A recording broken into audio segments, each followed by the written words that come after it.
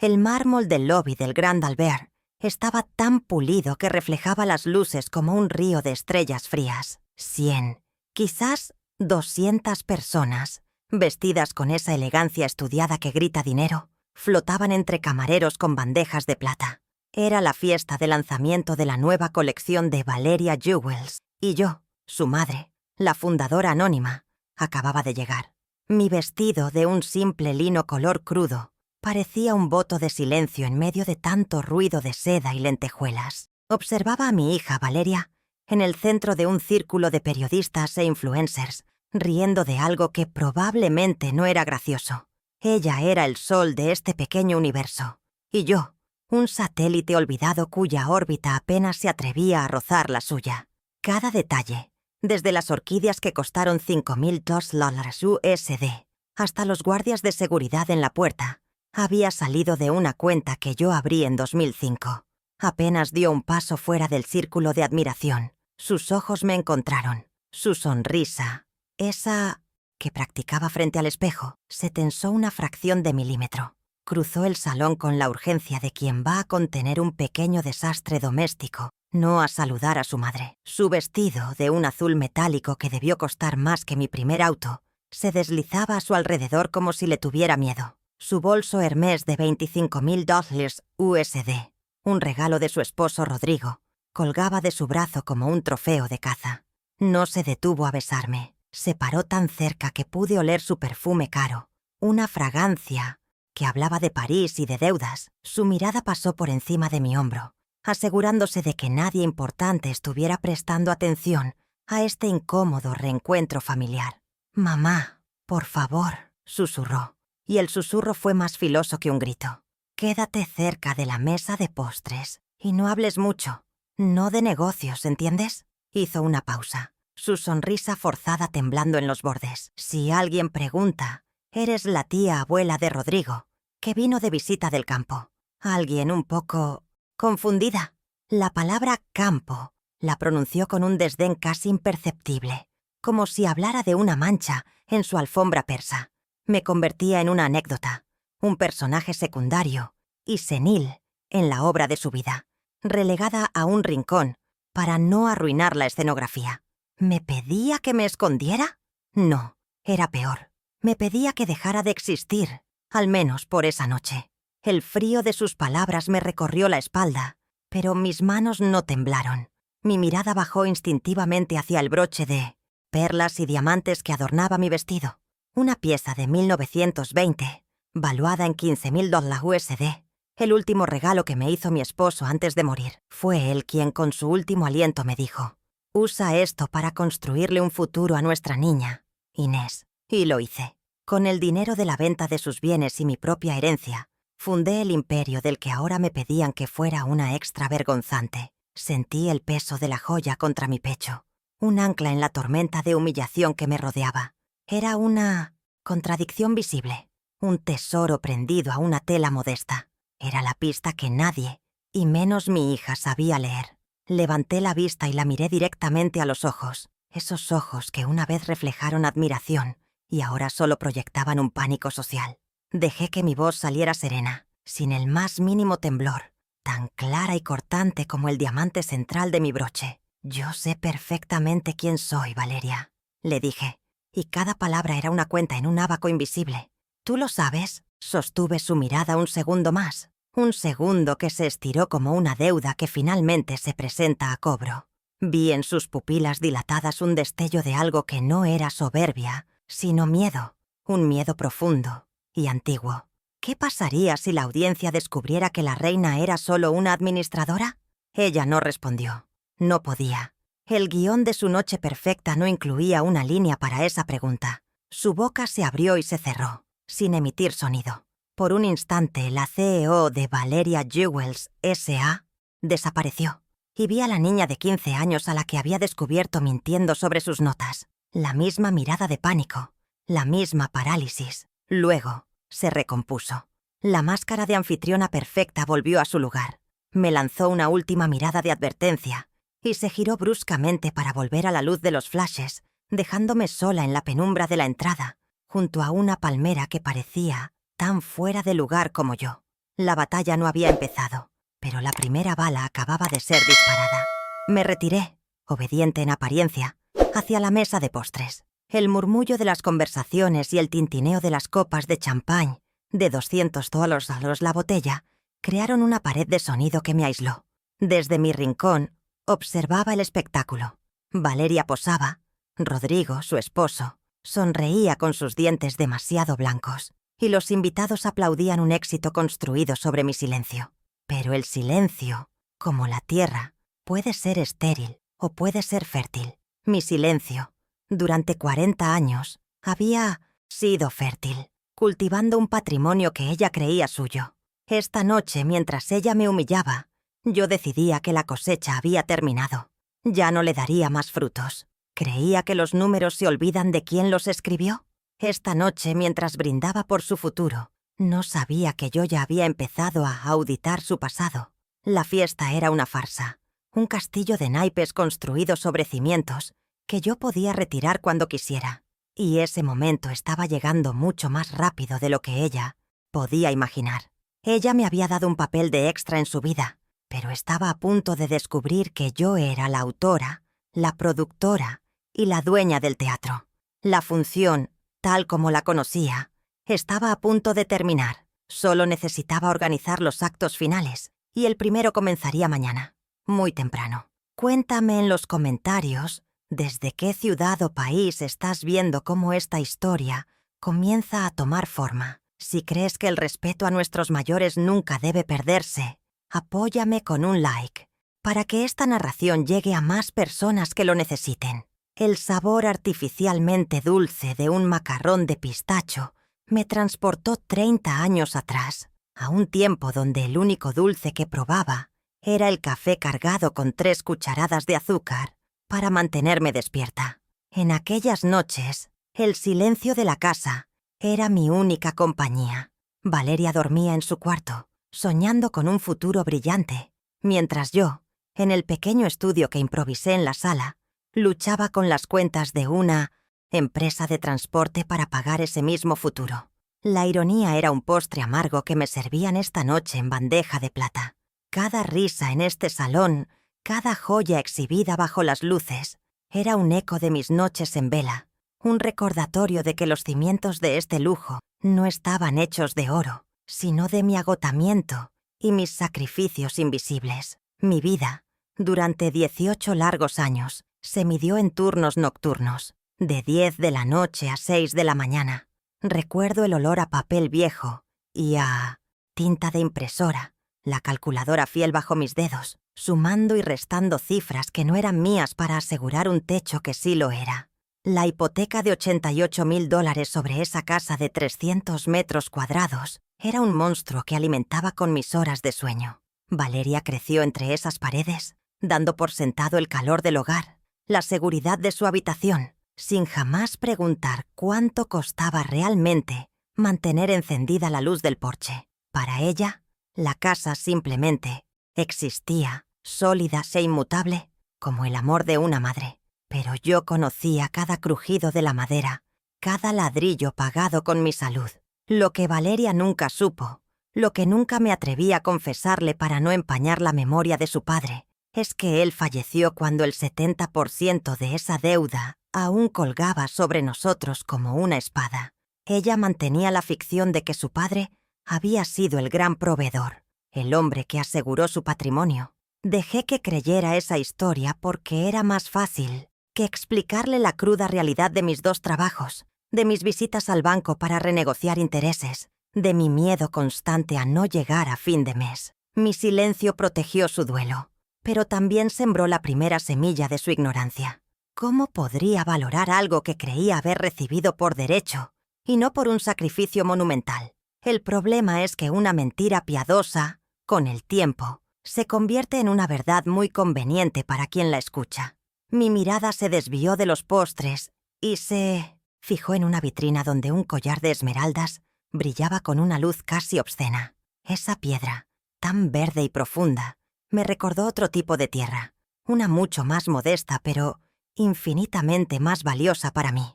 Era el terreno en las afueras de la ciudad, una herencia de mis padres. el último pedazo de mi propia historia familiar. Un lugar lleno de recuerdos de mi infancia, de picnics bajo un algarrobo que ya no existe. Pero en 2005, cuando Valeria me presentó su gran idea de negocio, supe que esos recuerdos no le construirían un futuro.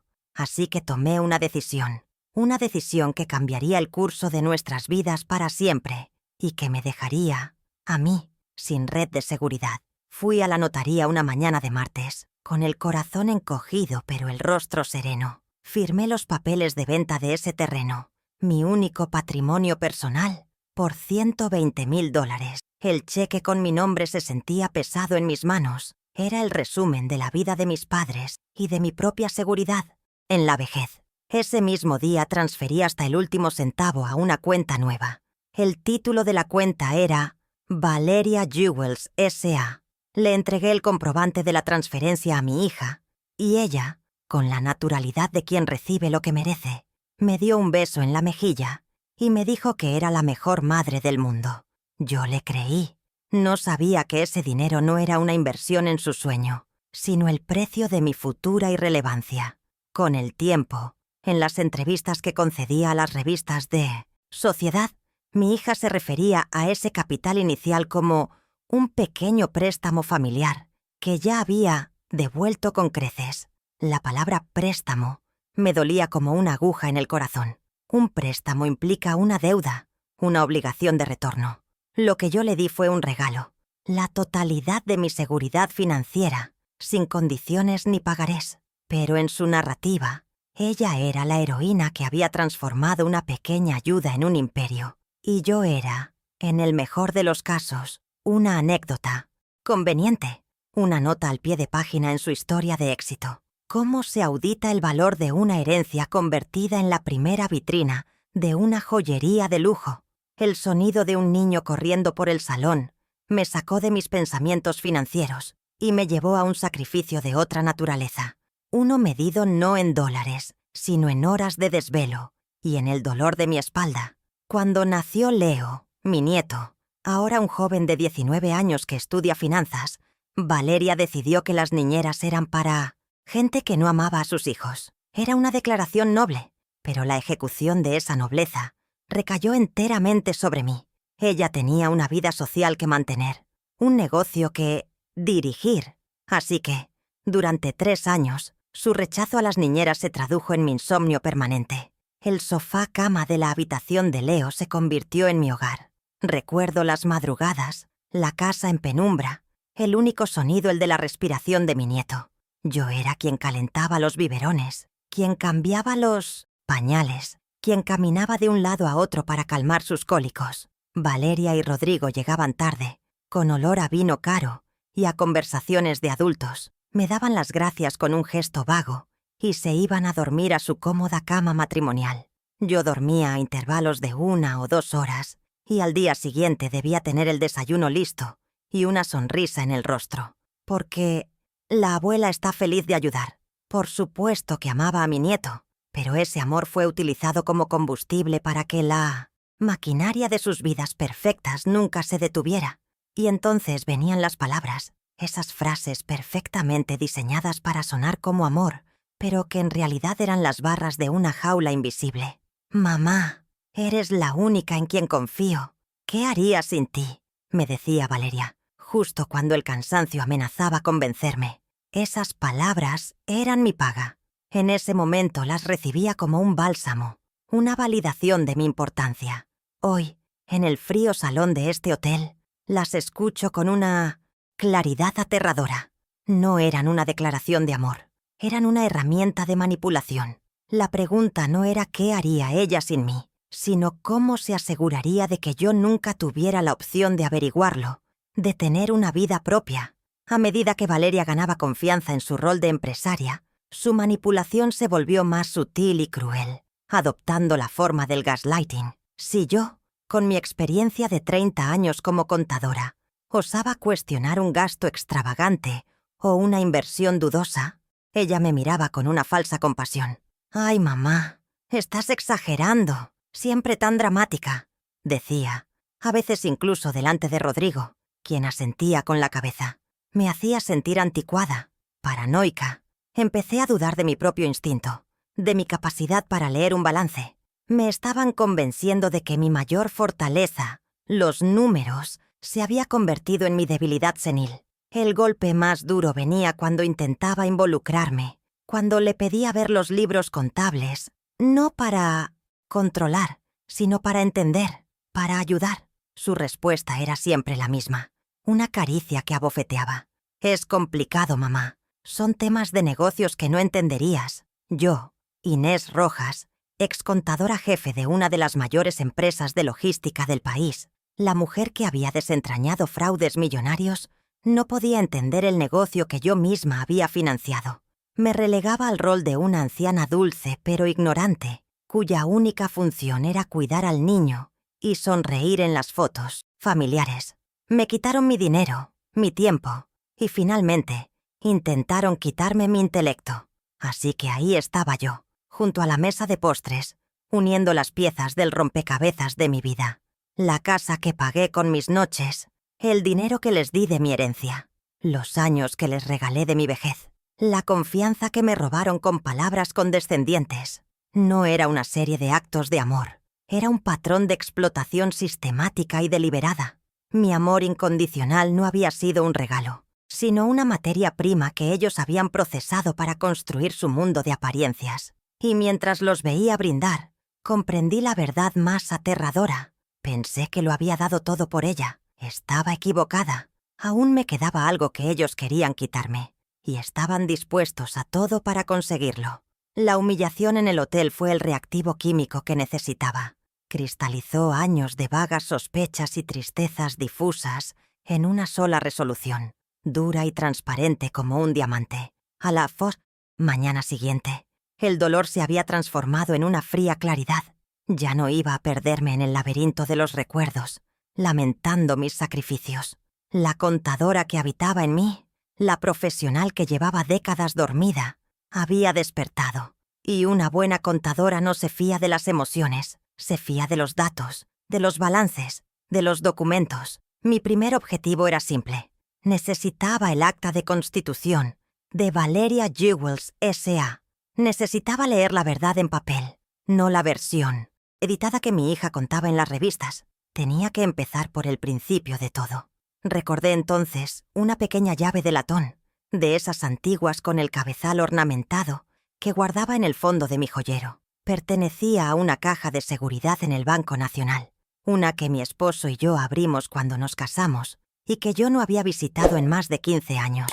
Estaba a su nombre, pero yo figuraba como cotitular. Aparté con cuidado el broche de perlas, collares de mi juventud y una foto de Valeria de niña. Allí estaba la llave, fría al tacto, un objeto anacrónico en un mundo de claves digitales. Sentí un vínculo inmediato con ella. Ambas éramos reliquias de un tiempo pasado, subestimadas, pero aún capaces de abrir puertas que se creían selladas para siempre. La sucursal del Banco Nacional era un edificio de techos altos y mármol frío que olía a historia y a dinero viejo. Todo el proceso fue lento, ceremonial, un ritual de seguridad que me dio tiempo para calmar los latidos de mi corazón.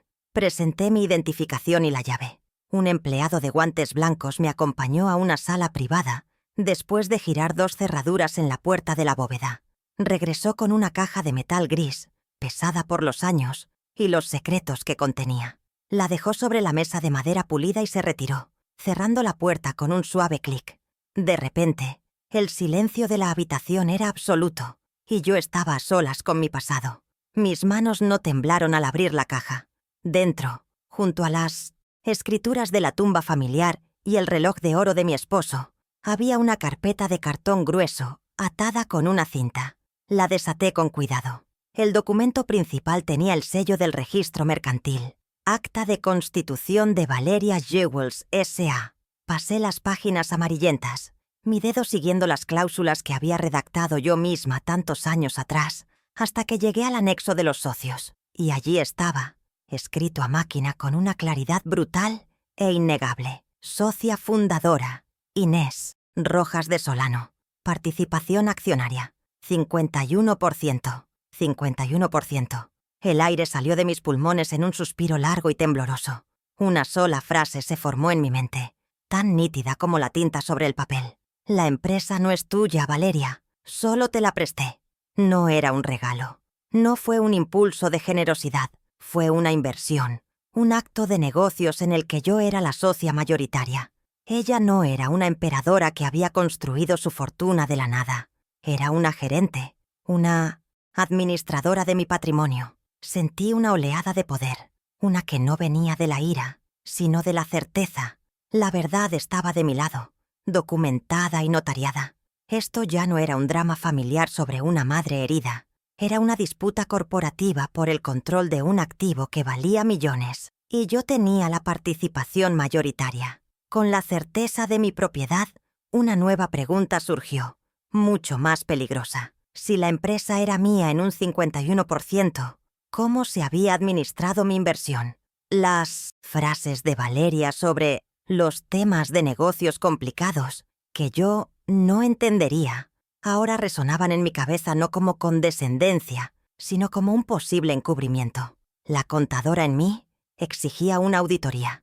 Necesitaba ver los números, seguir el rastro del dinero, entender qué habían hecho con mi capital, con el legado de mis padres. La batalla por la propiedad estaba ganada en el papel. Ahora comenzaba la guerra por la verdad financiera. Y para esa guerra, yo tenía las armas adecuadas, aunque ellos no lo supieran. Esa noche, esperé a que las luces de la casa se apagaran y un silencio pesado se asentara en los pasillos. Fui al despacho, esa habitación que ahora Valeria consideraba suya, y encendí el viejo ordenador de sobremesa. Hacía años que no lo usaba, pero mi mente fotográfica recordaba perfectamente la contraseña de administrador que creé para el portal bancario de la empresa en 2005. Irsolano 2005. Era una apuesta arriesgada. Probablemente la habían cambiado, pero la arrogancia de mi hija y mi yerno era su mayor debilidad. Me creían una anciana analfabeta digital. ¿Para qué molestarse en revocar el acceso de alguien que creen que apenas sabe cómo encender un teléfono? La página del banco cargó lentamente. Introduje el usuario y la contraseña. Contuve la respiración y pulsé Enter. La pantalla parpadeó y de repente apareció el panel de control de Valeria Jewels S.A. Acceso concedido. Sentí un escalofrío, una mezcla de triunfo y temor. Estaba dentro. Era como volver a mi antiguo trabajo, a la caza silenciosa de errores y desfalcos en las columnas de números. Empecé a navegar por los menús, mi agilidad con el teclado y el ratón, desmintiendo mis 72 años. Mi objetivo era claro: los extractos bancarios consolidados de los últimos 3 años, el período en que sus gastos se habían vuelto más ostentosos. El primer extracto se desplegó en la pantalla y el patrón saltó a la vista de inmediato. Bajo el epígrafe de gastos de representación, encontré un desfile de lujos que no tenían ninguna relación con el negocio de la joyería. Un safari en Kenia por $30,000 USD, el alquiler de un Porsche Panamera por $2,500 USD mensuales, facturas de hoteles en St. Bart's que sumaban $45,000 USD, compras en boutiques de Milán por cifras que mareaban. Eran las vacaciones de mi hija y su esposo, sus caprichos, sus vidas de millonarios, todo pagado directamente desde las venas abiertas de la empresa que yo había fundado. Estaban desangrando el negocio para financiar una farsa. Saqué mi vieja calculadora del cajón del escritorio, un gesto casi ritual. Sumé, verifiqué y volví a sumar. La cifra final era obscena: $280,000 en 36 meses, desviados a través de esa única partida contable. No eran errores, eran decisiones deliberadas, y yo necesitaba la prueba física. Conecté la vieja impresora y el aparato cobró vida con un gemido. Empecé a imprimir cada extracto, cada factura, cada movimiento sospechoso.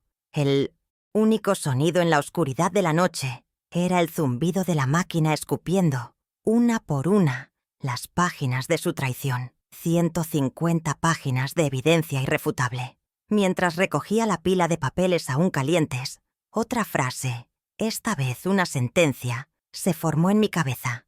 La fiesta se acabó. Esta es la cuenta. Ya no era mi palabra contra la suya.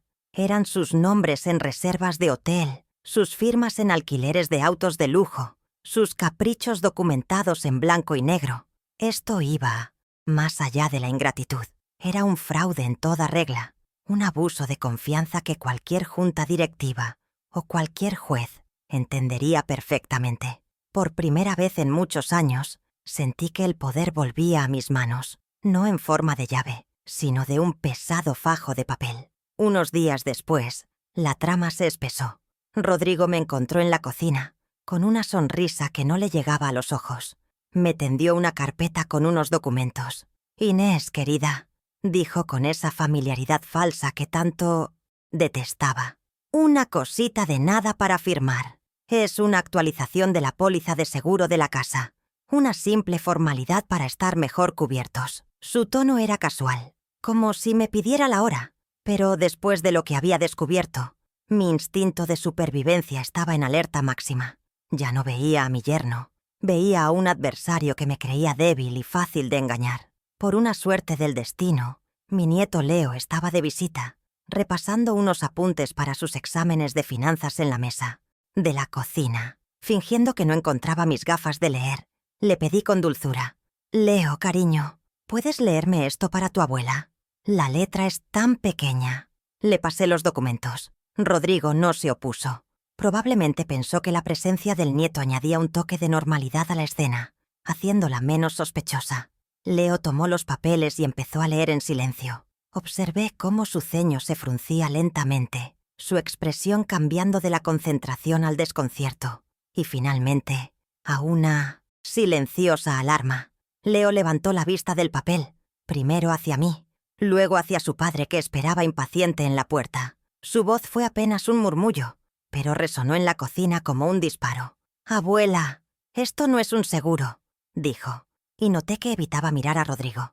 «Este documento transfiere el usufructo vitalicio de la propiedad a nombre de mis padres». Hizo una pausa, asegurándose de que yo entendiera la gravedad de sus palabras. «Si firmas esto, la casa sigue siendo tuya en el papel, pero ellos tienen el derecho de usarla por el resto de sus vidas. No podrías venderla, ni hipotecarla, ni pedirles que se vayan». El aire se volvió denso. Comprendí la magnitud de su plan con una claridad que me heló la sangre. Primero, me despojaron del control financiero de la empresa. Ahora, intentaban arrebatarme el control de mi propio hogar, la casa que pagué con 18 años de noches sin dormir. Era un golpe de estado silencioso, ejecutado con sonrisas y documentos legales que no entendía. Me estaban encerrando, quitándome mis activos uno por uno, hasta que no me quedara nada. Rodrigo, al ver mi rostro pálido y la mirada acusadora de Leo, simplemente se encogió de hombros y salió de la cocina. La batalla por mi patrimonio acababa de empezar. La siguiente estocada fue pública. El domingo, en una cena familiar a la que invitaron a unos socios potenciales, Valeria describía con entusiasmo un proyecto para remodelar el jardín, un plan que costaría no menos de $50,000 USD. Con mi nueva perspectiva me atreví a intervenir. ¿Es realmente necesario un gasto así ahora, Valeria? Quizás deberíamos revisar las finanzas primero, comenté en voz baja. Valeria dejó los cubiertos sobre el plato con un ruido seco. Me miró y luego se dirigió a la mesa con una sonrisa de mártir. «Disculpen a mi madre», dijo, su voz goteando falsa dulzura. «A veces se le olvidan las cosas. El médico dice que es normal a su edad». La humillación fue instantánea y profunda. Los invitados me miraron con una mezcla de lástima y condescendencia. Entendí que su comentario no era una simple grosería. Era una táctica. Estaban construyendo activamente una narrativa sobre mi supuesta senilidad, sembrando dudas sobre mi capacidad mental. Era la justificación que necesitaban para todo lo demás, para quitarme la casa, para anular mi autoridad en la empresa, para tomar el control absoluto. Necesitaban declararme incompetente, y si estaban dispuestos a llegar tan lejos, ¿cuál sería su siguiente paso? En ese momento, una idea peligrosa pero necesaria comenzó a formarse en mi mente. Necesitaba escucharlos cuando no supieran que yo estaba escuchando. Unos días después, Valeria y Rodrigo vinieron a visitarme con el pretexto de traerme unos pasteles de mi confitería favorita. Era una actuación.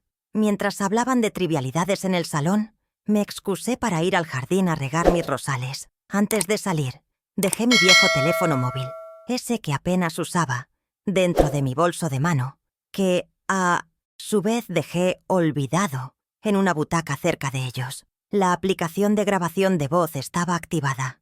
Mis manos temblaban ligeramente mientras podaba una rosa marchita. Mi oído atento no a los pájaros, sino a cualquier sonido que viniera de la casa. Era una traición, sí, pero ellos me habían enseñado las reglas de este nuevo juego. Esa noche, cuando la casa volvió a estar en silencio, me senté en mi cama y me puse los auriculares. Le di al play. La calidad del audio era sorprendentemente clara. Escuché sus voces, desprovistas de la falsa amabilidad que usaban conmigo.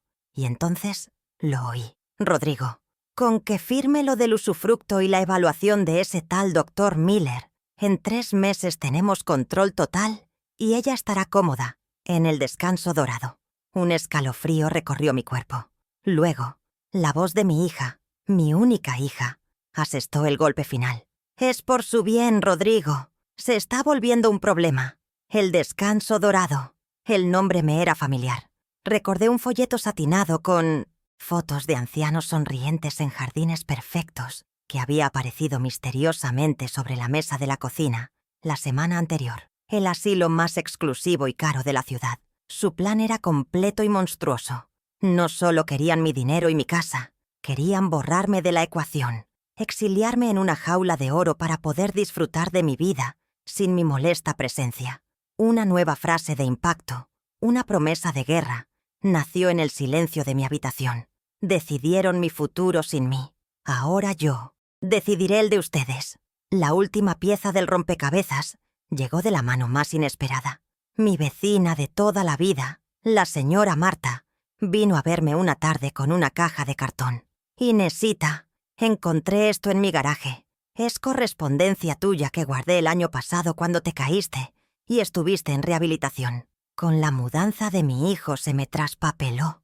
Le di las gracias y empecé a revisar la caja, llena de facturas pagadas y publicidad vieja. Pero al fondo, mis dedos tocaron un sobre, rígido y oficial. Era del registro de la propiedad. Lo abrí con un presentimiento que me oprimía el pecho. Dentro estaba la notificación original de la cancelación total de la hipoteca, con el sello del banco y la fecha, 14 de marzo de 2008. Adjunta, una copia simple de la escritura de la propiedad, libre de toda carga y gravamen, a mi único nombre, Inés Rojas de Solano. Era el certificado de mis 18 años de trabajo nocturno, la prueba definitiva de que cada ladrillo de esa casa, de 300 metros cuadrados, me pertenecía de forma absoluta e indiscutible. Sostuve el documento en mis manos, el papel se sentía sólido, real, y la frase final, la que sería la base de todo mi plan, se instaló en mi mente con la fuerza de una ley. Viven bajo mi techo, mis reglas, con las 4 pruebas dispuestas sobre la caoba de mi escritorio. El camino a seguir se iluminó con una claridad implacable. La caja de seguridad, las impresiones del banco, el audio del teléfono y la escritura de... La casa no eran solo papeles, eran las coordenadas de mi liberación. La fase de investigación había concluido.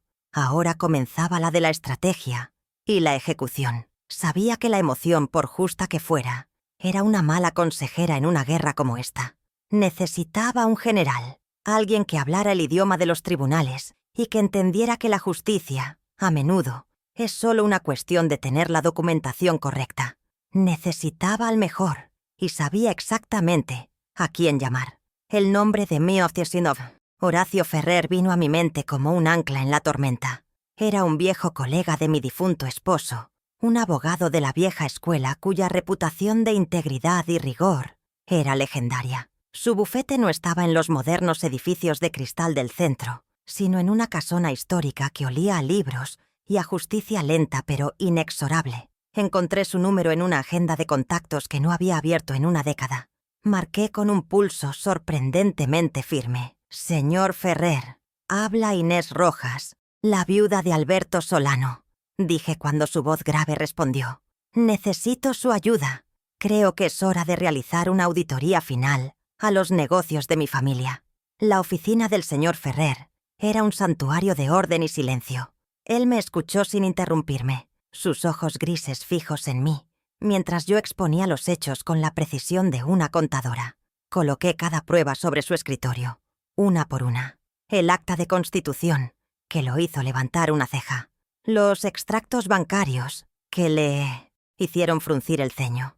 La escritura de la casa y el plan del usufructo, que le hicieron negar lentamente con la cabeza. Finalmente le ofrecí los auriculares y reproduje el audio. Su rostro, hasta entonces impasible, se endureció hasta convertirse en una máscara de indignación profesional. Cuando terminó, se quitó las gafas y me miró. «Señora Solano», dijo, «esto no es un asunto familiar.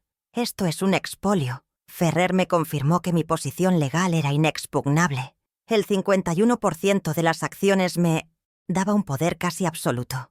Un poder que yo misma había olvidado que poseía. Pero me advirtió en contra de una demanda ruidosa y directa. «No les daremos el gusto de victimizarse», explicó. Su voz era calma y estratégica. «Esto lo haremos con la precisión de un cirujano. Una serie de movimientos silenciosos que los despojarán de su poder antes de que se den cuenta de que la operación ha comenzado. Cuando quieran reaccionar, ya estarán legal y financieramente aislados». En su lógica implacable, encontré una paz inmensa. Comprendí que la primera fase de mi plan comenzaría mañana mismo. Salí de su bufete sintiendo un peso menos sobre mis hombros. La carpeta timbrada que llevaba bajo el brazo no solo contenía documentos, sino también la promesa de una justicia metódica. Por primera vez en años, no me sentía como una víctima reaccionando a las agresiones de mi hija, sino como la estratega en jefe de mi propia vida, moviendo las piezas en un tablero que de repente comprendía a la perfección. Ellos habían estado jugando al ajedrez mientras yo creía que jugábamos a las cartas, pero ahora yo veía el tablero completo. Su pequeño reino tenía una fecha de caducidad, y yo acababa de estampar el sello. ¿Creían que el poder se limitaba al dinero que podían gastar? Estaban a punto de aprender sobre el poder real. El miércoles, a las 9 de la mañana en punto, ejecuté el segundo paso del plan. En la notaría Garmendia, un lugar solemne donde las firmas cambiaban destinos, me senté frente a un funcionario de rostro severo. El documento que me presentó era breve, apenas 2 páginas, pero su contenido era devastadoramente poderoso. Era una revocación formal e irrevocable del poder notarial general que, 5 años atrás, en un acto de confianza ciega, le había otorgado a Valeria para facilitar trámites bancarios y de salud. Mientras mi bolígrafo se deslizaba sobre la línea de puntos, sentí que rompía la última cadena que me ataba a su voluntad. Cada trazo de mi nombre era un acto de reconquista. El notario selló y firmó el documento. «La revocación es efectiva desde este mismo instante, señora Solano», me informó. «Sin embargo, la notificación a la señorita Valeria Solano podemos entregarla cuando usted lo disponga». Y ahí estaba la clave de la estrategia de Ferrer. No queríamos alertarlos. «Reténgala, por favor», le indiqué. «Recibirá instrucciones de mi abogado sobre el momento exacto de la entrega». Esa notificación se convirtió en mi arma secreta. Una carta, guardada bajo la manga, lista para ser jugada en el momento de máximo impacto dramático. Era una bomba de tiempo legal, y mi mano estaba en el detonador. ¿Se imaginaban ellos, mientras planeaban su fiesta de aniversario, que su autoridad legal ya había sido decapitada? En casa me convertí en la personificación de la normalidad. Atendí mi jardín con esmero. Preparé el estofado favorito de Rodrigo. Ayudé a Leo con un trabajo de la universidad. Mi rutina era mi camuflaje. Valeria, consumida por los preparativos de su gran evento, apenas notaba mi presencia, y cuando lo hacía, era con esa mezcla de impaciencia y lástima que ya se había vuelto costumbre. Me veían como un mueble antiguo, una figura decorativa e inofensiva. No tenían la menor idea de que, detrás de mi sonrisa serena y mis preguntas sobre el menú, la comandante de las fuerzas enemigas estaba inspeccionando el campo de batalla desde su propio cuartel general. El jueves por la tarde llegó el momento del tercer paso, el Minutionnacioso, asalto digital. Leo vino a casa con la excusa de necesitar mi ayuda para escanear unos documentos antiguos para un proyecto de historia económica. Era el pretexto perfecto. Mientras yo buscaba viejas fotografías, él se sentó frente al ordenador del despacho y, usando mis credenciales de administrador, las que ellos nunca se molestaron en revocar, entró en el corazón digital de Valeria Jewels S.A. No solo accedió al portal bancario, sino a todo el sistema de gestión, la contabilidad, el inventario, la base de datos de clientes y proveedores. Todo el imperio estaba contenido en ese disco duro. Con la velocidad y la intuición de su generación, Leo inició una descarga masiva y silenciosa. 10 años de informes financieros, balances, contratos con proveedores, correos electrónicos comprometedores. Todo fue transferido a un disco duro externo que yo había comprado esa misma mañana. Mientras los gigabytes de información fluían, sentí que estaba recuperando mi propia historia, mi propia creación. Una vez que la copia de seguridad estuvo completa, Leo ejecutó el movimiento final. Cambió la contraseña de administrador principal. Con un solo clic, Valeria y Rodrigo fueron digitalmente expropiados. Las llaves del reino ahora eran mías, y solo mías. Antes de cerrar la sesión, Leo, siguiendo las instrucciones de Ferrer, creó una nueva cuenta de administrador con un nombre discreto, una puerta trasera, cuyo acceso solo yo conocía. Era una póliza de seguro. Si por alguna razón lograban que el soporte técnico del sistema les restableciera la contraseña principal, yo siempre tendría una forma de entrar y mantener el control. El riesgo era enorme. Si descubrían el bloqueo antes de la fiesta, todo el plan podría venirse abajo. Pero era un riesgo calculado. Estaba asegurando mis activos, protegiendo a la empresa de cualquier intento de sabotaje o vaciamiento de cuentas que pudieran intentar cuando se vieran acorralados. Me preguntaba si sentirían algo, si al intentar revisar un informe, una pequeña ventana emergente con contraseña incorrecta, les causaría un instante de duda. Probablemente no. Estarían demasiado ocupados eligiendo el vino para la fiesta, probándose sus trajes. Su arrogancia era mi mejor aliada, el velo que les impedía ver la soga que se estaba ajustando lentamente a su alrededor. Pensaron que me habían encerrado en mi propio pasado, pero yo acababa de apoderarme de las llaves de su presente y de todo su futuro. ¿De qué servía un trono si no podías acceder a la sala del tesoro? El viernes a las 4 de la tarde, el señor Ferrer ejecutó el cuarto y penúltimo paso. Presentó una solicitud de medidas cautelares en el juzgado de lo mercantil, basándose en las pruebas del desfalco sistemático. Los extractos bancarios que sumaban $280,000 USD. Solicitó una auditoría externa inmediata de la empresa y, lo más importante, la congelación de las cuentas operativas principales. Era el golpe financiero, diseñado para cortarles el flujo de dinero, la sangre que alimentaba su estilo de vida. La solicitud iba acompañada de un informe de 100 páginas que detallaba cada transacción fraudulenta. La brillantez de la estrategia de Ferrer residía en el tiempo. La medida cautelar no se haría efectiva de inmediato. La redactó de tal forma que el juez la aprobara ese mismo viernes por la tarde, pero la orden de congelación a los bancos no se ejecutaría hasta el lunes a las 9 de la mañana, la primera hora hábil de la semana siguiente. Esto nos daba una ventana de oportunidad.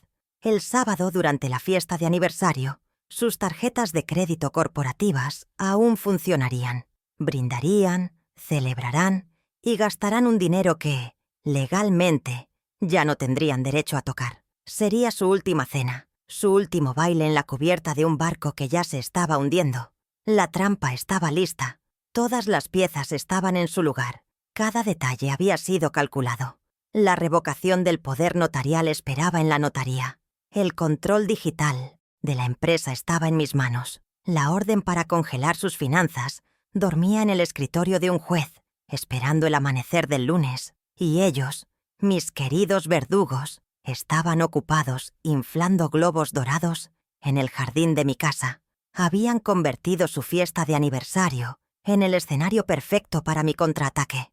No podía haber elegido un lugar mejor, una audiencia más apropiada. Solo tenían que entrar. En las horas previas a la fiesta, La casa era un hervidero de actividad. Valeria, con el rostro tenso por el estrés, daba órdenes a gritos al personal del catering. Rodrigo se paseaba con un aire de importancia, probando los canapés y asegurándose de que el champán estuviera a la temperatura correcta. Eran los perfectos anfitriones de una vida que no les pertenecía, tan absortos en la representación que eran completamente ciegos a la realidad que se cernía sobre ellos. Pasé a su lado, camino del jardín, y Valeria ni siquiera me vio. Para ella, yo ya era invisible. Estaba a punto de aprender lo peligrosa que puede ser una mujer invisible. Leo me encontró junto a mis rosales, podando unas hojas secas. Su rostro joven reflejaba una preocupación que me conmovió. «Abuela, ¿estás segura de esto?», me preguntó en voz baja. «¿No hay otra manera?». Dejé las tijeras de podar y tomé una de sus manos entre las mías. «Cuando una planta tiene una plaga, Leo», le dije suavemente, «hay que cortar las ramas enfermas de raíz. Si dudas, la enfermedad se extiende y acabas perdiendo todo el jardín. Es un acto de saneamiento, no de venganza». Mi nieto asintió, comprendiendo que mi resolución era tan firme como el tronco del viejo roble bajo el que jugaba de niño. Más tarde, en mi habitación, preparé mi atuendo para la noche. Un vestido de seda oscura, sencillo pero de una elegancia atemporal. Y sobre él, prendí con cuidado el broche de perlas y diamantes.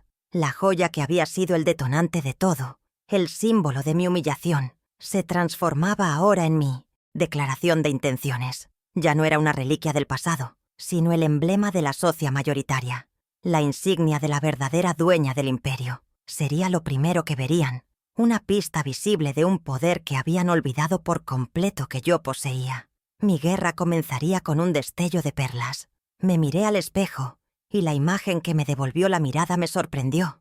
No vi a la anciana frágil y triste que había sido durante tantos años. Vi a una estratega, a una matriarca reclamando lo que era suyo, a una reina preparándose para la batalla final en su propia corte. El miedo había desaparecido, reemplazado por una calma glacial, por la certeza absoluta de quien sabe que tiene la razón y las pruebas para demostrarlo.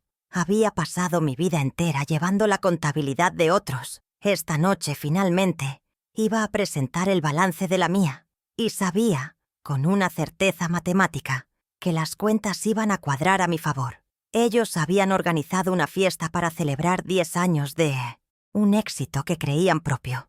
Habían invitado a 100 personas para que fueran testigos de su triunfo. Lo que no sabían era que, en su vanidad, me habían hecho el mayor de los favores. Habían preparado el escenario, ajustado la iluminación y colocado el micrófono en el centro del jardín. Habían reunido a la audiencia perfecta para el drama que estaba a punto de desatarse. Mi único trabajo ahora era esperar mi turno, subir a ese escenario y leer en voz alta la última página del libro de contabilidad de sus vidas. El capítulo final, el que se titulaba Cuentas por pagar. La noche antes de la fiesta de aniversario, el aire en la casa era eléctrico, cargado de una tensión que solo yo parecía percibir. Valeria y Rodrigo se movían en un torbellino de preparativos finales, pero yo necesitaba una última pieza de información antes del gran enfrentamiento. Necesitaba realizar una prueba de campo, un pequeño ensayo general para calibrar sus reacciones y confirmar la única estrategia que sospechaba que tenían. La cena de esa noche, una comida sencilla que preparé para los 3, sería mi laboratorio. No buscaba una confrontación, sino una confirmación. Quería darles una última oportunidad de demostrarme que me equivocaba, aunque sabía, con una certeza desoladora, que no lo harían. La mesa estaba puesta para algo más que una cena. Mientras servía la sopa, inicié mi maniobra. Con un tono de curiosidad inocente, mencioné un artículo que había leído sobre las nuevas regulaciones fiscales que afectarían a las empresas de bienes de lujo. «Valeria, querida, ¿has pensado en cómo vamos a adaptarnos a la nueva ley sobre declaración de activos en el extranjero? Podría tener un impacto significativo en el flujo de caja para el próximo trimestre», comenté, mirando mi plato. La pregunta era una pieza de artillería de alta precisión, disfrazada de charla casual. Utilicé terminología técnica a propósito, sabiendo que la ignorancia financiera de mi hija era un abismo tan profundo como su vanidad. La reacción de Valeria fue inmediata y predecible. Dejó la cuchara, el metal golpeando la porcelana con un sonido agudo y desagradable. Lanzó una mirada de exasperación a Rodrigo, una comunicación silenciosa que yo había aprendido a descifrar. Decía, ya empezó otra vez. No hizo el más mínimo intento de responder a la sustancia de mi pregunta. En su lugar, adoptó ese tono condescendiente, el que usaba para hablar con un niño o con un sirviente. «Ay, mamá, por favor, ya hemos hablado de esto. Son temas complicados, de verdad. No tienes por qué preocuparte por esas cosas. Rodrigo y yo lo tenemos todo bajo control». El desdén en su voz era tan espeso que casi se podía cortar con un cuchillo. Pero yo no retrocedí. Esta vez no. Sostuve su mirada con una calma que la descolocó. Solo lo menciono, querida, porque una estrategia de depreciación acelerada para los nuevos equipos de diseño podría representar un ahorro fiscal de casi $50.000 este año. Me pareció importante. El uso de cifras exactas y conceptos contables específicos la arrinconó por completo. Vi el pánico parpadear en sus ojos. No tenía respuesta. No entendía de qué le estaba hablando. Y la posibilidad de que yo sí lo entendiera era una amenaza directa a la estructura de poder que había construido. Atrapada entre su ignorancia y su orgullo, recurrió a su única arma. Se giró hacia Rodrigo, aunque sus palabras estaban dirigidas a mí. Un misil verbal, diseñado para aniquilar mi credibilidad. «Disculpen a mi madre», dijo, y la frase goteó con una falsa compasión que me revolvió el estómago. «El médico dice que a veces se confunde, que mezcla las cosas, que lee algo y lo saca de contexto. Es normal a su edad. No hay que hacerle caso». Era la misma línea que había usado con los invitados, la misma acusación velada de senilidad, pero esta vez yo la había provocado. La había obligado a mostrar sus cartas, a revelar que su única defensa contra la lógica y los hechos era atacar mi capacidad mental. Y en esa revelación yo había ganado. Esa fue mi victoria, una victoria silenciosa e intermedia que nadie más en esa mesa pudo ver. No celebré, no discutí, no levanté la voz, simplemente sonreí, una sonrisa leve y serena, y cambié de tema. «Tienes razón, querida. Hablemos de la fiesta. ¿Crees que las peonías blancas que encargué llegarán a tiempo?» Mi calma fue la respuesta más desconcertante que podría haberles dado. Esperaban lágrimas, confusión, una rabieta de anciana que confirmara su diagnóstico. En cambio, obtuvieron un autocontrol absoluto, una serenidad que no encajaba en su narrativa. Por primera vez, vi una sombra de duda en sus ojos. Se preguntaban si realmente me estaban subestimando. La tensión durante el resto de la cena fue palpable. Mi tranquilidad los había puesto nerviosos. Intercambiaban miradas incómodas por encima de sus platos, sin entender mi reacción. Su herramienta de manipulación más poderosa, la acusación de mi incompetencia, había fallado. La había recibido no como una ofensa, sino como una pieza de información estratégica. El equilibrio de poder en la casa había cambiado de forma sutil, pero irreversible. Yo ya no era solo la víctima pasiva de sus maquinaciones. Me había convertido en una incógnita, en una variable que no podían controlar. Y eso, para dos personas obsesionadas con el control, era aterrador. Me retiré a mi habitación esa noche sintiéndome más fuerte y preparada que nunca. La pequeña batalla de la cena había sido un éxito rotundo. No solo había confirmado que no tenían ninguna defensa real contra mis argumentos, sino que también los había desestabilizado. Les había demostrado, sin que se dieran cuenta, que la mujer a la que planeaban descartar todavía era capaz de pensar con una claridad letal. La tensión para el clímax de mañana había alcanzado su punto máximo.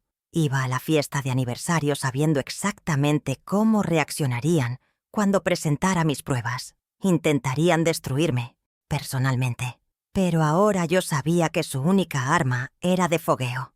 El jardín de mi casa estaba irreconocible, transformado en una fantasía de luces parpadeantes y flores blancas. Cerca de 100 invitados, una mezcla cuidadosamente seleccionada de periodistas de sociales, socios potenciales y la élite de la ciudad, deambulaban por el césped, bebiendo un champán que costaba más que mi salario de un mes en mis tiempos de contadora.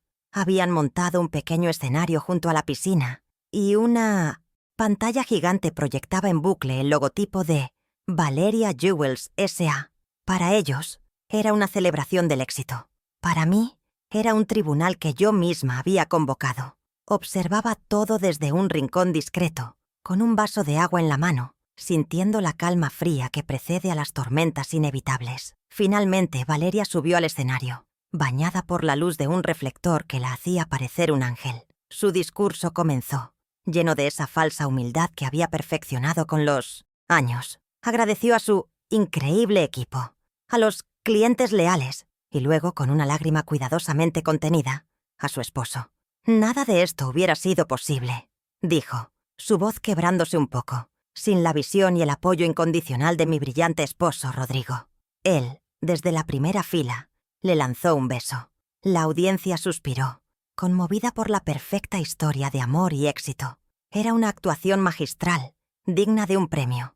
Escuché con atención, esperando una mención, un gesto, por pequeño que fuera. Pero su nombre, el de su madre, nunca cruzó sus labios. En la gran narrativa de su vida, yo había sido completamente borrada.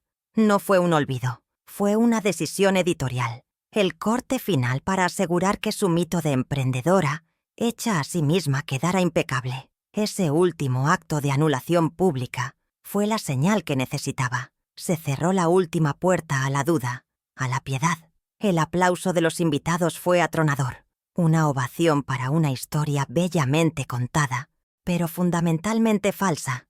Y yo estaba allí para presentar la auditoría final a esa ficción. Cuando los aplausos comenzaron a menguar, di un paso al frente y comencé a caminar hacia el escenario. No corrí. Me moví con una lentitud deliberada, cada paso firme sobre el césped que yo misma había plantado.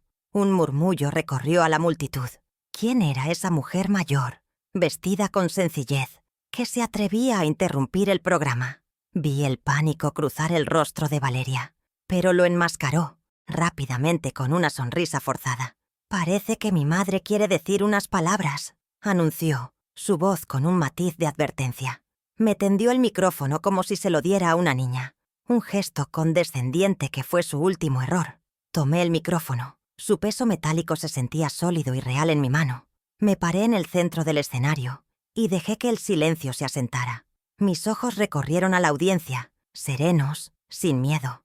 «Buenas noches», comencé, y mi voz, amplificada por los altavoces, sonó sorprendentemente fuerte y clara. «Valeria habla de 10 años de éxito, y yo quisiera agregar algunos datos a la contabilidad de esta década». Hice una pausa, dejando que las palabras calaran. «Gracias a todos por venir a mi casa esta noche». El énfasis en mi casa fue sutil, pero todos lo notaron. Valeria palideció. Justo en ese momento, la pantalla gigante detrás de mí cobró vida. El logotipo brillante de la joyería desapareció, reemplazado por una imagen nítida y ampliada de un documento oficial. Era la escritura de la propiedad, con mi nombre, Inés Rojas de Solano, resaltado en un círculo amarillo como propietaria única y absoluta. Un murmullo de confusión se extendió por el jardín. Los invitados se miraban unos a otros, tratando de entender qué significaba. La sonrisa de Valeria se había congelado en una mueca grotesca. El primer pilar de su mundo de fantasía acababa de ser derribado frente a 100 testigos. Antes de que pudiera recuperarse, continué, mi voz firme, como el acero. Una casa que, como algunos de ustedes sabrán, pagué con mis años de trabajo nocturno para poder lanzar una empresa que fundé con la herencia de mis padres. La imagen en la pantalla cambió de nuevo. Ahora mostraba el acta de constitución de Valeria Jewels S.A. Con el dedo, señalé hacia la pantalla sin voltearme. Una empresa de la cual, como pueden leer claramente en la cláusula tercera, poseo el 51% de las acciones. Mi tono no era emocional, era el de una auditora presentando sus hallazgos.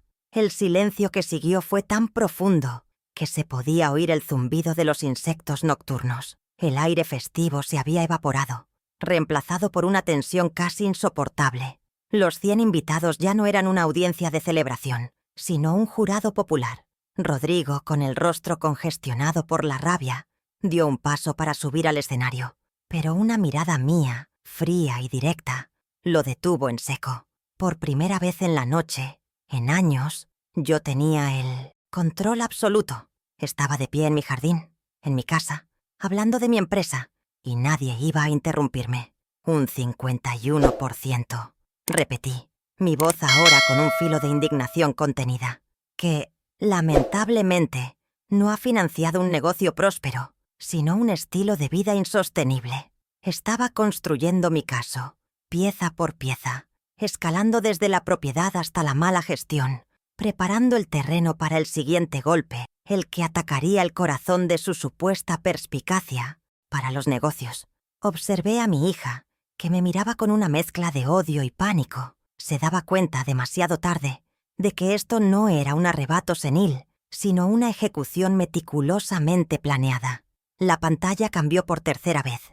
Ya no era un documento legal, sino un gráfico de barras simple y brutal. Una barra azul mostraba los ingresos de la empresa en los últimos 3 años. A su lado, una barra roja, casi igual de alta, mostraba los gastos de representación. En la parte superior, en miles nerds, números enormes, la cifra del desfalco, $280,000 USA, $280,000 en viajes a resorts de lujo, autos deportivos y ropa de diseñador. No son gastos de representación, declaré, mi voz resonando en cada rincón del jardín. Tienen otro nombre, se llama abuso de confianza, se llama fraude. Fue entonces cuando Valeria finalmente reaccionó. El instinto de supervivencia superó a la parálisis. Corrió hacia mí, intentando arrebatarme el micrófono. «¡Mi madre no está bien!», gritó, su voz aguda por la desesperación. «Está enferma, está confundida, no sabe lo que dice, miente. Por favor, que alguien llame a un médico». Era exactamente la defensa que yo había anticipado en la cena de la noche anterior. La acusación de locura. Pero yo estaba preparada. Era la última carta que le quedaba por jugar, y yo estaba a punto de demostrar que era inútil. No luché por el micrófono. Con una calma que la desarmó, simplemente asentí hacia Leo, que estaba de pie junto a la consola de sonido, con el rostro serio. «Quizás tengas razón, Valeria. Quizás estoy confundida sobre el futuro que me espera», dije en el micrófono, mi voz ahora teñida de una tristeza calculada. «Así que escuchemos juntas lo que tú y tu esposo han planeado tan cuidadosamente para mi confusión». Y con esa introducción, Leo pulsó el play. El silencio fue total, mientras el primer sonido salía de los altavoces. La voz de Rodrigo, clara y conspiradora, llenó el aire nocturno. «Con que firme lo del usufructo y la evaluación del Dr. Miller. En 3 meses tenemos control total y ella estará cómoda en el descanso dorado». Luego, la voz de mi hija, mi propia sangre, sellando mi destino. «Es por su bien. Se está volviendo un problema». La grabación se reprodujo en un silencio sepulcral. Cada palabra una gota de veneno cayendo en la conciencia de los presentes. La conspiración, cruda y sin adornos, quedó expuesta para que todos la oyeran. Un jadeo colectivo recorrió a la multitud. Vi rostros de incredulidad, de asco, de ira. Los periodistas que habían venido a cubrir una fiesta de lujo ahora tenían la historia del año. Sus bolígrafos volaban sobre sus libretas, sus teléfonos grababan cada segundo de la implosión pública de Valeria Solano.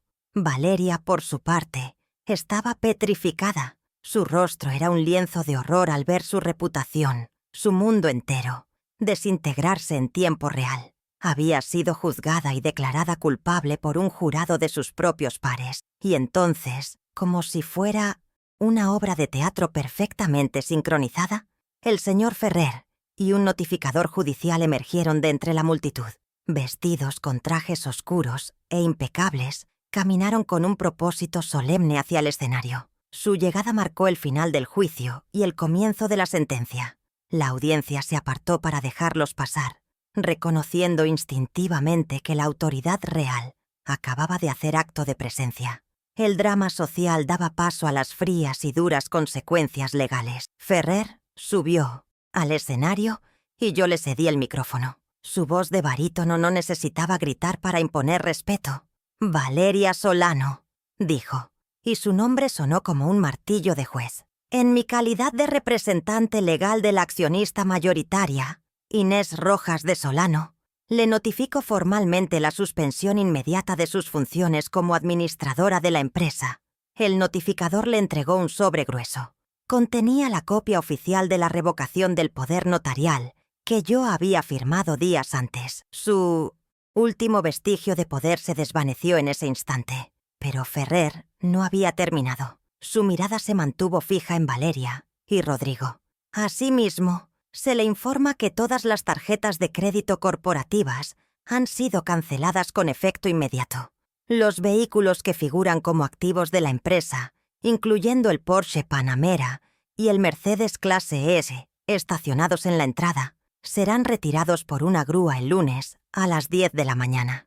Varios invitados se giraron para mirar los autos de lujo, ahora convertidos en monumentos a una riqueza que ya no existía.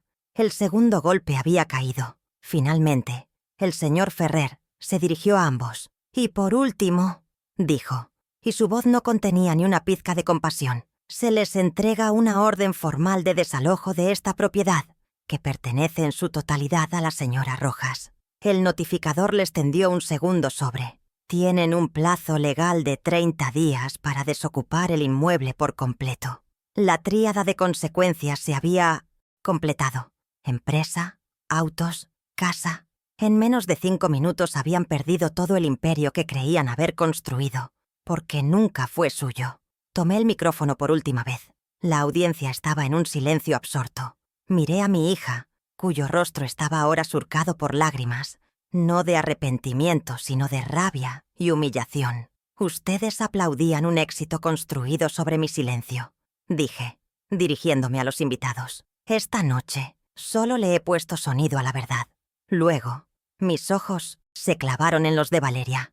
«El respeto no se hereda, Valeria, se gana. Y la confianza, una vez que se somete a una auditoría, rara vez sobrevive a la inspección». Dejé el micrófono suavemente sobre el atril. Me incliné hacia mi hija, que sollozaba sin control, y susurré para que solo ella me oyera. Se acabó la función. Sin una segunda mirada, me di la vuelta y bajé del escenario. Caminé con la cabeza en alto a través de la multitud atónita, que se abría a mi paso como las aguas del mar. Entré en mi casa, cerré la puerta del jardín y dejé atrás las ruinas humeantes de la vida de mi hija. La fiesta, para ellos, había terminado para siempre. Para mí, la vida acababa de empezar de nuevo. Han pasado 2 meses desde la noche de la fiesta. El silencio en la casa ya no es pesado ni tenso. Es un silencio sereno, lleno de luz. He redecorado, deshaciéndome de los muebles ostentosos que compró Valeria y recuperando las piezas de madera noble que mi esposo y yo elegimos juntos. El despacho, que había sido colonizado y cerrado para mí, es ahora mi centro de operaciones. El sol de la mañana entra por la ventana y se posa sobre mi escritorio, donde no hay adornos inútiles, solo balances, proyecciones financieras y una taza de té de jazmín. La casa vuelve a respirar a mi ritmo, un ritmo de orden, calma y productividad. Vuelve a ser mi hogar. Estoy en una videollamada con Leo. En la pantalla, mi nieto me presenta con un entusiasmo contagioso un plan de negocios para modernizar. Valeria Jewels propone cerrar las tiendas físicas menos rentables, lanzar una plataforma de comercio electrónico y crear una línea de joyas con materiales reciclados y de origen ético. Escucho, hago preguntas, sugiero ajustes basados en mi experiencia. He retomado la dirección financiera de la empresa, no como una directora ejecutiva que busca los reflectores, sino como la presidenta del consejo, la mano firme y silenciosa que guía el timón. Estoy construyendo de nuevo, esta vez sobre cimientos de honestidad y con un socio en quien realmente puedo confiar.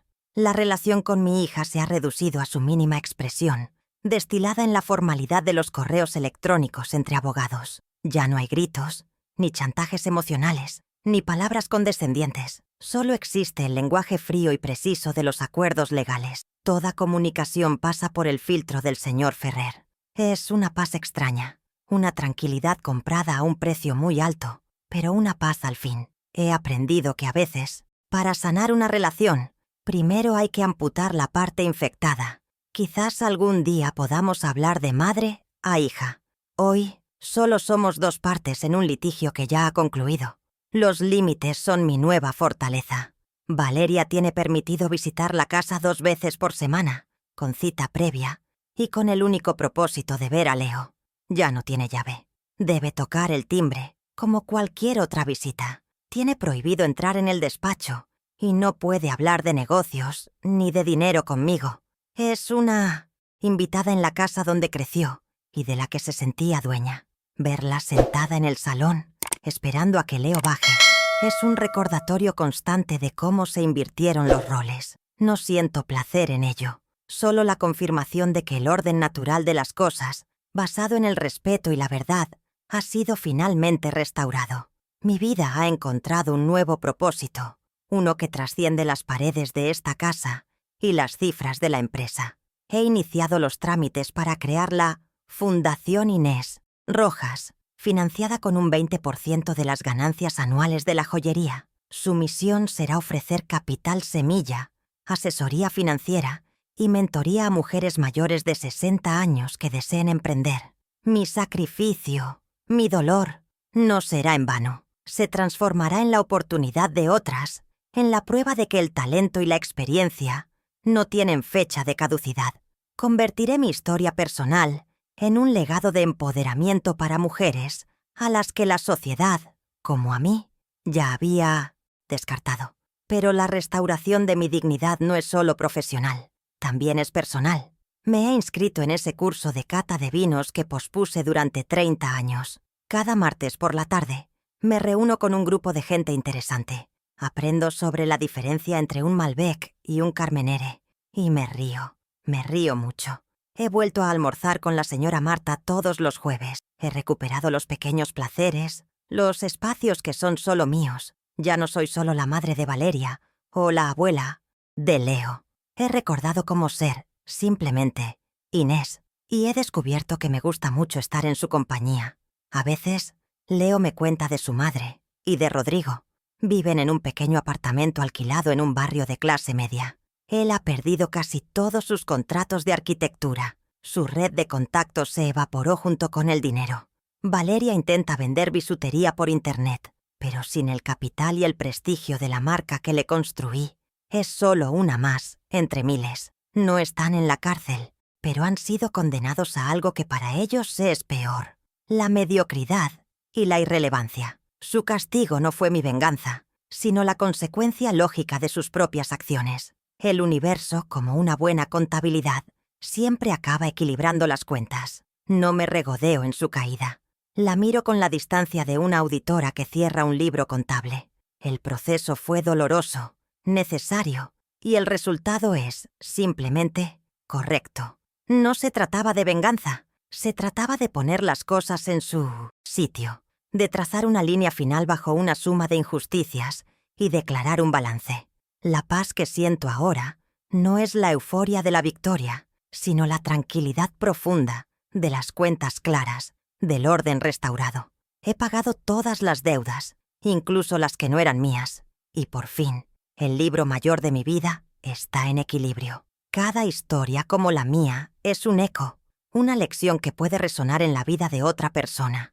Por eso te pregunto, ¿qué parte de este viaje te impactó más? Si crees que esta verdad merece ser escuchada, apóyame con un like para que el algoritmo no la entierre y esta historia pueda darle fuerza a otra mujer que la necesite. Tu apoyo es la forma de convertir mi lucha en la de muchas. A veces, por la noche, me detengo frente a una vieja fotografía en el pasillo. Es una foto mía a los 25 años, recién graduada como contadora, con una mirada llena de ambición y de fe en la lógica de los números. Me acusaron de vivir en el pasado, de estar anclada en mis recuerdos. Lo que nunca entendieron es que, en mi pasado, yo había firmado cada cheque que pagó por su futuro.